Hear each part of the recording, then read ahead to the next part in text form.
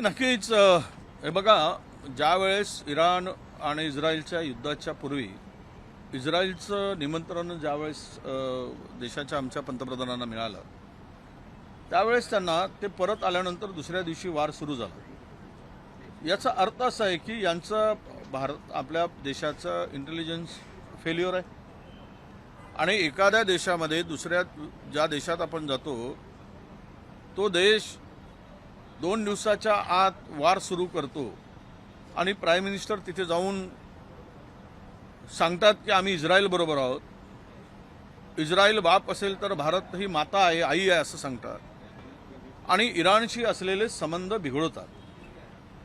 Iran हा natural अनेक वर्षापासूनचा आपली मैत्री असलेला आणि आपल्याला मदत करणारा आणि आपण त्यांना मदत करणारा असा देश आहे, ज्यामुळे मध्य भारतातून ज्या रिसोर्सेसचं ट्रान्सपोर्टेशन होतं ज्यामध्ये मुख्यत्वे ऑइल आहे तो रस्ताच आता बंद करून टाकलेला आहे।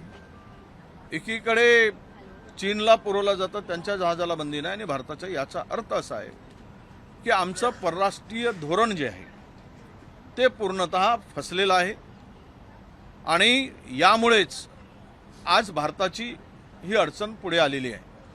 आज जर तेलाचा तुटवडा असेल किंवा आता गॅसचा तुटवडा, म्हणजे कोरोनासारखी परिस्थिती आता निर्माण होईल देशामध्ये की घराच्या बाहेर जाऊ नका, खाऊ नका, कोण जबाबदार याला?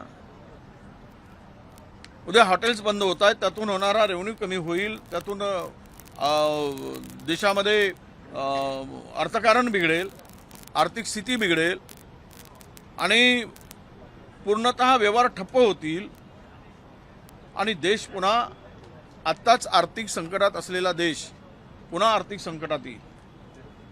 प्रचंड अस्वस्थता जनतेमध्ये आहे, प्रचंड चीड या सरकारच्या संदर्भात आहे की सरकार करतं काय, यांना काही कळतं की नाही, यावर कुठेच भाष्य करायला तयार नाही।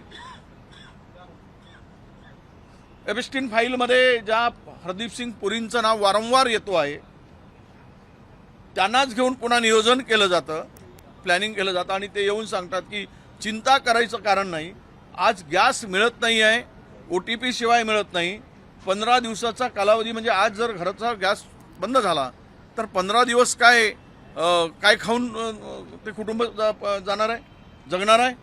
याची थोडी लाज जर राज्यकर्त्यांना नसेल तर हे दुर्दैव आहे। भारताला उद्ध्वस्त करण्याचं, भारताचं अर्थकारण उद्ध्वस्त करण्याचं काम सुरू झालेलं आहे, हे यातून दिसते आहे।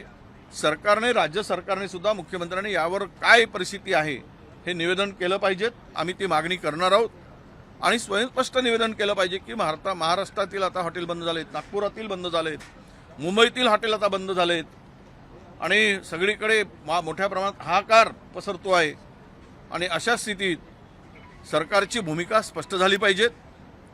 जनता उद्या रस्त्यावर उतरून उद्रेक करण्याच्या अगोदर ही हाताळली पाहिजेत असं आमचं मत आहे। मंत्रालयातील कॅन्टीन सुद्धा पुढील 2-3 दिवसात बंद व्हायची शक्यता आहे, राज्यातील हॉटेल सुद्धा बंद होऊ शकतात। नाही, ठीक आहे, मंत्रालयातले लोकांना चहा पाणी नाश्ता नाही मिळाला तर मरणार नाहीत कोणी, पण जनतेचे हाल होत आहेत त्यांचं काय?